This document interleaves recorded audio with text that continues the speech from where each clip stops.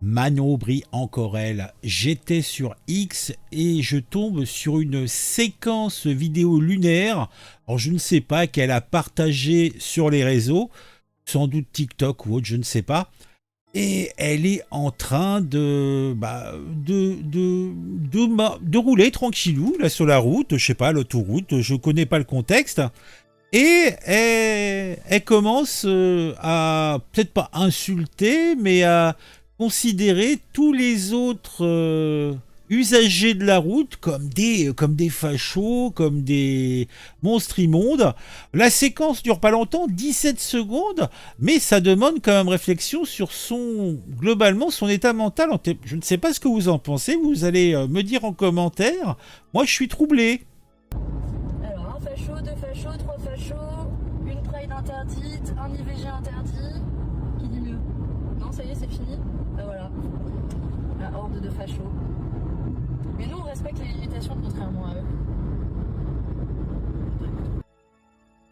Bon, je sais pas ce qu'il a pris, un coup de sang, mauvais jour, je ne sais pas. Donc on va essayer d'analyser quand même. Après on regardera les commentaires, parce que là j'ai rien regardé du tout. En tout cas, au moment où je regarde la vidéo, la séquence en question, on est déjà à pratiquement 200 000 vues. Donc ça a son petit succès. Donc déjà, elle conduit toute seule, elle n'a pas de chauffeur, c'est déjà un bon point. Donc elle ressemble quand même toujours à un petit caniche avec sa coupe de cheveux, les petites bouclettes. Elle met sa ceinture, donc c'est bien. Hein, elle a le bon angle pour tenir son volant. Jusque-là, pas grand-chose à dire. Écoutons la séquence. Alors, un facho, deux fachos, trois Alors, un facho, deux fachos, trois fachos, déjà, c'est un fait. fachos, une Pride interdite. Une quoi? Une preg d'interdite? Ah, mais dites-moi en commentaire si vous avez compris ce qu'il dit. Moi, je n'ai pas compris ce qu'elle a dit. Un IVG interdit. Un IVG interdit. Donc, ça veut dire quoi? C'est que le conducteur a interdit l'IVG ou... Je comprends pas. POV, tu croises le convoi de Viktor Orban après la manif antifasciste. C'est vrai que là, en fait, dans le monde de Manon Aubry, elle est entourée de monstres immondes, de fachos. Sa vie doit être un enfer. Hein. Qui dit mieux? Non, ça y est, c'est fini. Ben voilà, la horde de fachos. Donc, si tu conduis un petit peu vite, alors je sais même pas si les conducteurs en question sont en excès de vitesse. Mais si tu conduis de façon un petit peu leste, tu es un facho, donc sache-le.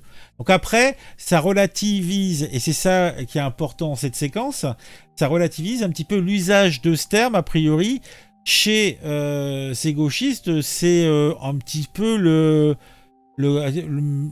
maire de Marseillais. Vous voyez, c'est un petit peu... c'est de la ponctuation. Mais nous, on respecte les limitations, Non, c'est dans les Marseillais, c'est encoulé. Voilà, c'est plutôt ça, oui. contrairement à eux. Alors, j'ai pas entendu parce que je parle en même temps, évidemment.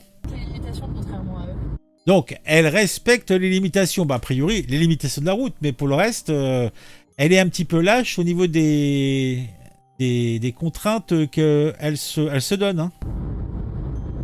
Ok, donc comment les gens réagissent? Ce qui me surprend bien plus, c'est que tu te poses encore la question, Bigre.